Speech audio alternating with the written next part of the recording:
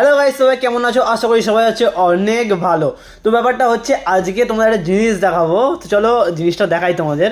তো আমাদের এই যে টেবিলের নিচে অ্যাকোয়ারিয়াম, যেটা আমাদের রেস্টুরেন্টে আছে, তোমাদের বড় ভিডিওতে দেখিয়েছিলাম। তো অ্যাকোয়ারিয়ামটাতে আমাদের কিছু মলি মাছ ছাড়া আছে। তো দুটো ব্ল্যাক মলি ছাড়া ছিল, এক জোড়া। এখানে একটা, এখানে দেখছো দুটো মলি চড়ছে।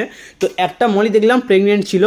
তো আমার কালকেই মনে হয়েছিল যে এইটা আজকে হয়তো বাচ্চা দিতে পারে আজ বা কালের মধ্যে। তো একে আমি সেপারেট মানে আলাদা করে আলাদা জায়গায় তুলে রাখি।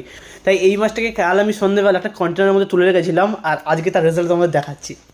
আর এই দেখো গাইস, ট্যান্টাড়া, কতগুলো বেবি ফিশ, দেখো কতগুলো মলি মাছের বেবি ফিশ।